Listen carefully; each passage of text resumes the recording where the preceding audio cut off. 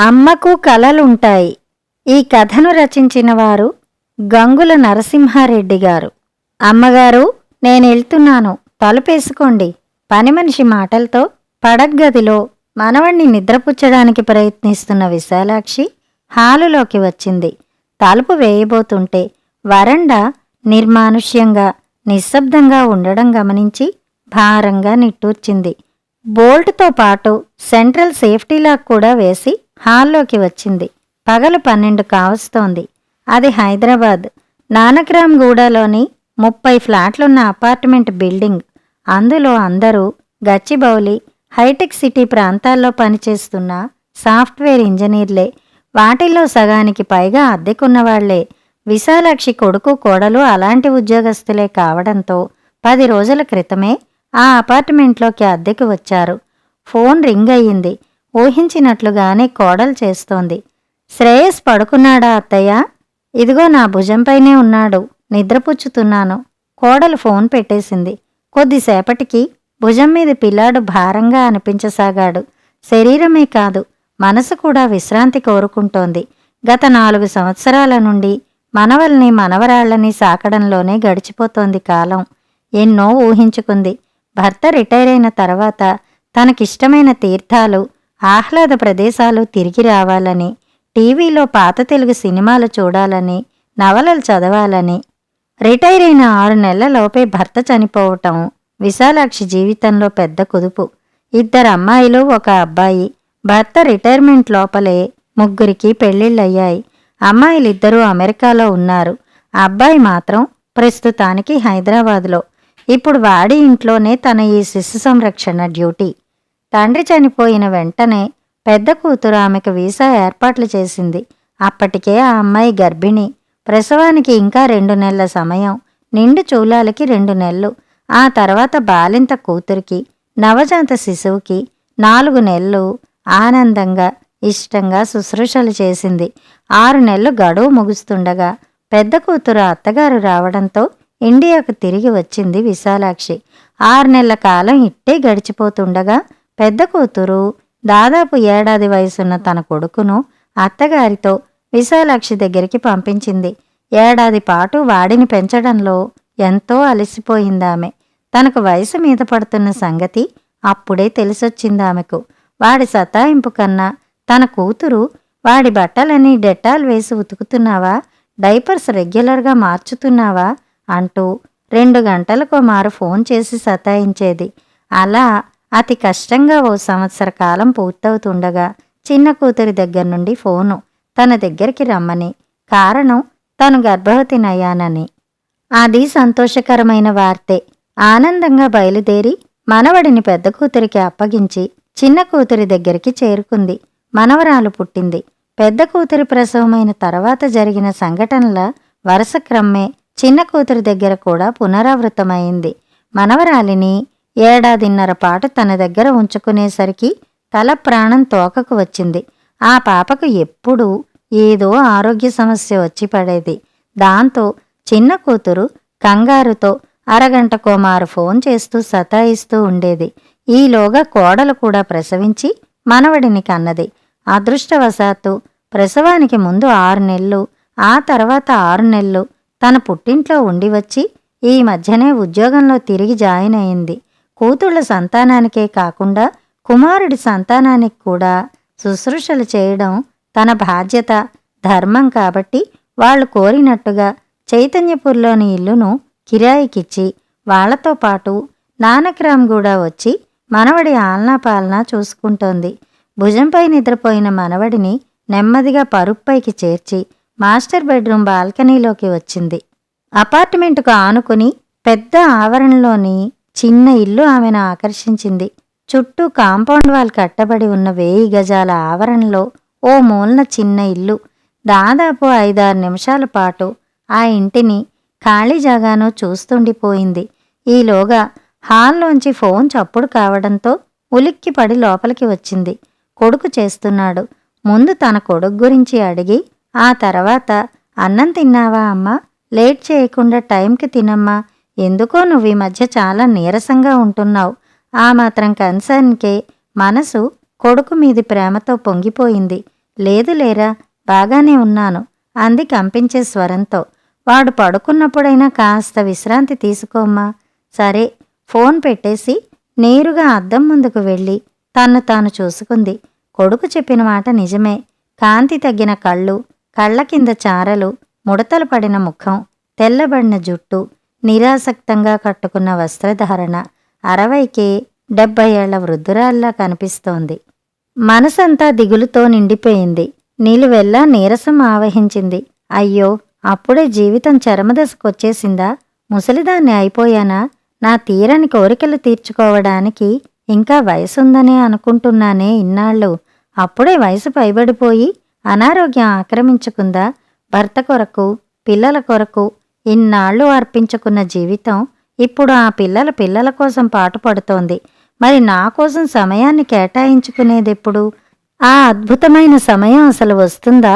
ఆలోచనలతో అన్నం తినాలన్న కోరిక నశించి నిస్సత్తువుగా మంచంపైకి వాలింది. మూసుకుపోతున్న రెప్పల నుండి కన్నీటి చుక్కలు నిశ్శబ్దంగా చెంపలపైకి జారాయి.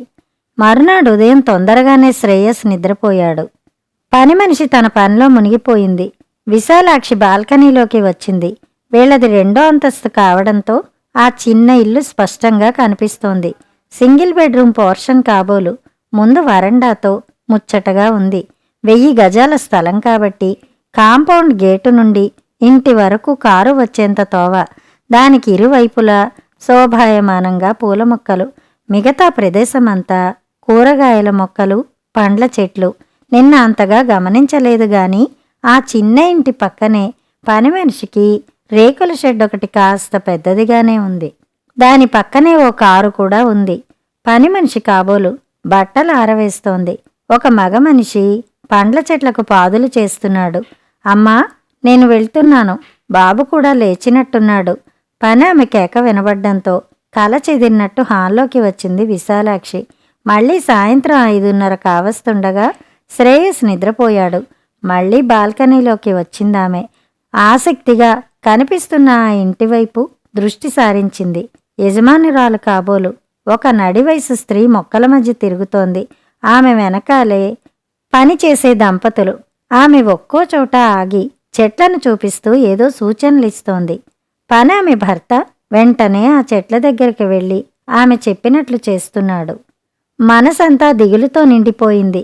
నిలువెల్లా నీరసం ఆవహించింది. అయ్యో, అప్పుడే జీవితం చరమదశకొచ్చేసిందా? ఆమె ఒక్కోచోట ఆగి చెట్లను చూపిస్తూ ఏదో సూచనలిస్తోంది.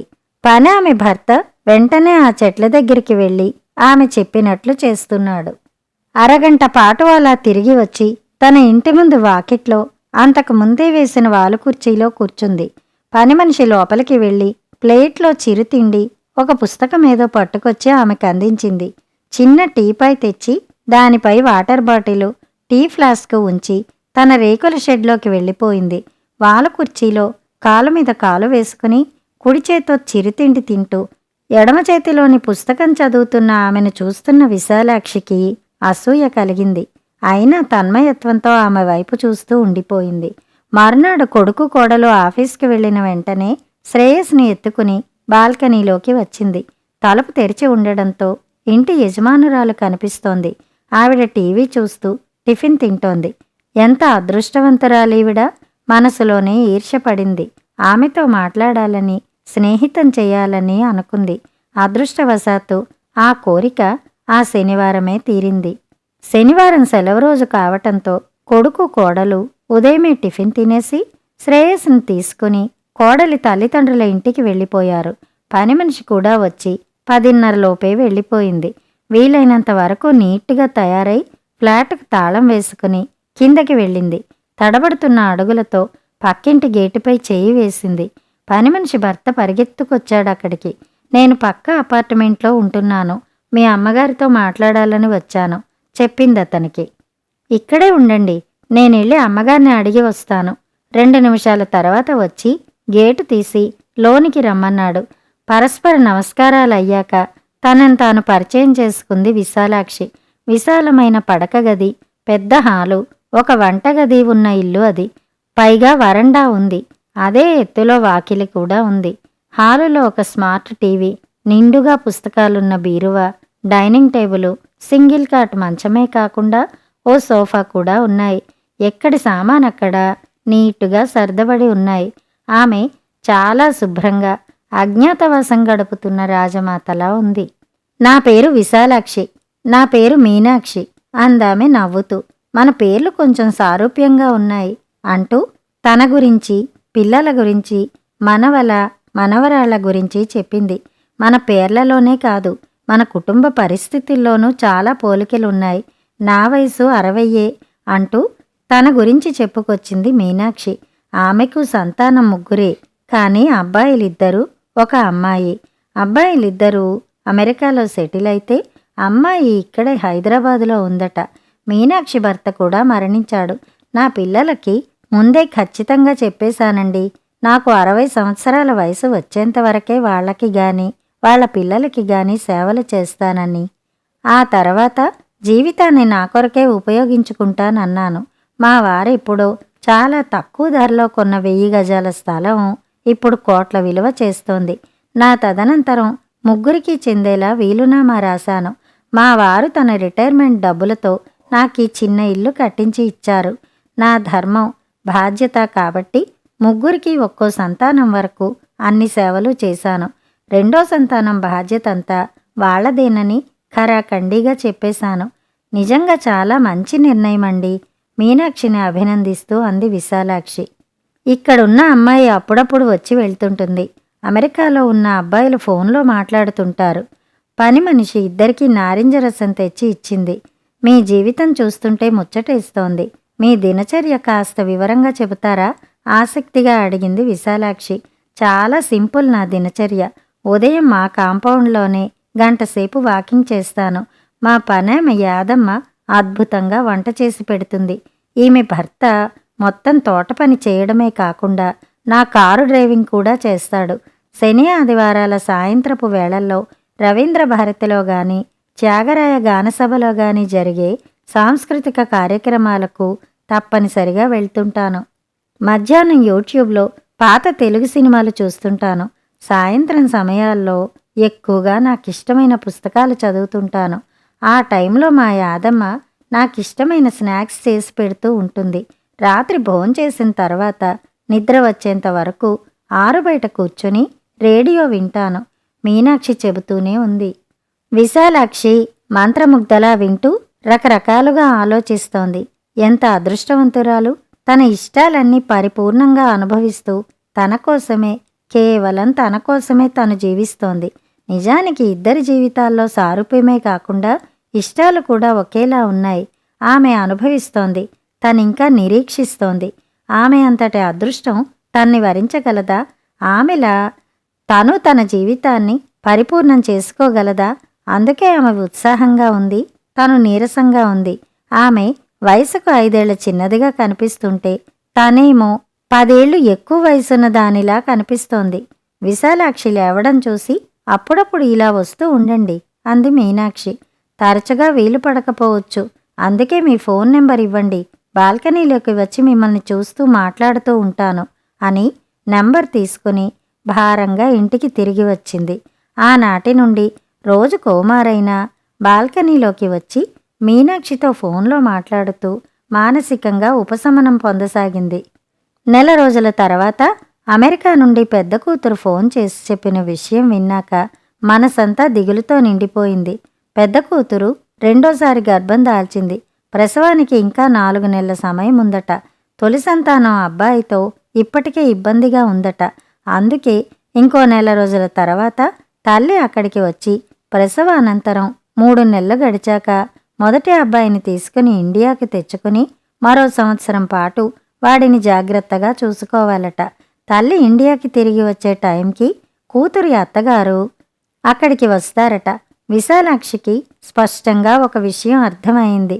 తన 3 పిల్లల్లో మొదటిదానికి మళ్ళీ 2వ సంతాన ప్రక్రియ ప్రారంభమైందంటే ఆ తర్వాత చిన్న కూతురికి కూడా 2వ సంతానం, మళ్ళీ కొడుక్కి కూడా 2వ సంతానం కలుగుతారు.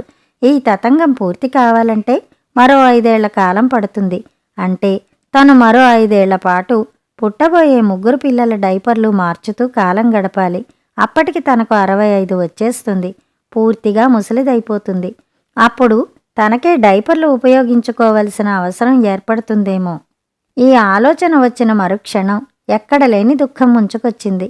ఆ సమయంలో మీనాక్షి జీవితం గుర్తుకొచ్చి దుఃఖం మరీ ఎక్కువైంది. నా జీవితం ఇంతేనా? భర్త కొరకు, పిల్లల కొరకు, ఆ పిల్లల కొరకు జీవించడమేనా ఈ జీవిత పరమార్థం? మీనాక్షిలా జీవించలేనా? నా కోసం జీవించడం అనేది లేనా లేదా? మనసంతా శూన్యంగా తయారైంది. కొడుకు వచ్చేంత వరకు అలాగే నిస్సత్తువుగా మంచంపై ఉండిపోయింది. ఏమ్మా అలా ఉన్నావు? జ్వరంగా ఉందా? ఆతృతగా అడిగాడు. జ్వరమేం లేదులేరా, ఏదో నీరసం. ఆ తర్వాత కోడలు వచ్చింది. భోజనం చేయడానికి మనస్కరించక మజ్జిగ తాగి పడుకుంది విశాలాక్షి. మనసంతా అసంతృప్తితో నిండిపోయి నిద్ర కరువైపోయింది. మర్నాడు శనివారం కావడంతో ఉదయం హడావిడి లేదు. నింపాదిగా టిఫిన్ల కార్యక్రమం అయ్యాక కుర్రాడికి వ్యాక్సిన్ ఇప్పిస్తానని వాడిని తీసుకుని కోడలు బయటికి వెళ్ళింది. కొడుకు హాలులో టీవీ చూస్తున్నాడు. వంటింట్లో పని ఆమె అంట్లు తోముతోంది. మాస్టర్ బెడ్రూమ్ ఖాళీగా ఉండడంతో బాల్కనీలోకి వెళ్ళింది విశాలాక్షి. చెట్లకు నీళ్లు పెడుతున్న డ్రైవర్తో పాటు తను తిరుగుతూ పర్యవేక్షిస్తోంది మీనాక్షి. హాల్లో ఉన్న కొడుకు అమ్మ అంటూ వంటింట్లోకి వచ్చాడు. బాల్కనీలోకి వెళ్ళినట్లుందండి, జవాబిచ్చింది పనామె. బాల్కనీలోంచి అమ్మకు ఏం కనిపిస్తుంది? ఆశ్చర్యంగా అన్నాడు. ఏమో బాబూ, ఈ మధ్య అమ్మగారు అదోలా ఉంటున్నారు. ఎక్కువ సమయం బాల్కనీలోనే గడుపుతున్నారు. చిన్నబాబుని ఎత్తుకుని బాల్కనీలోకి వెళ్ళి నిలబడుతున్నారు. అలాగా?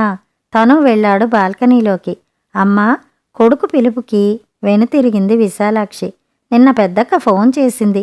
నీకు చేసిందటగా? అడిగాడు తల్లిని. ముభావంగా తల ఊపిందామె. వచ్చే నెలలో రమ్మంటోంది నిన్ను.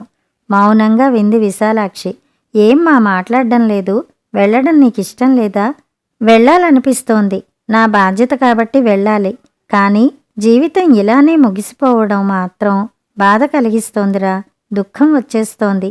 నాకు నేనే అర్థం కావట్లేదు. నిజంగానే ఏడ్చేసిందామె. కంగారు పడిపోయి, ప్లీజ్ అమ్మా, ఏడవకు. అంత కష్టం అనిపిస్తే వెళ్ళొద్దులే.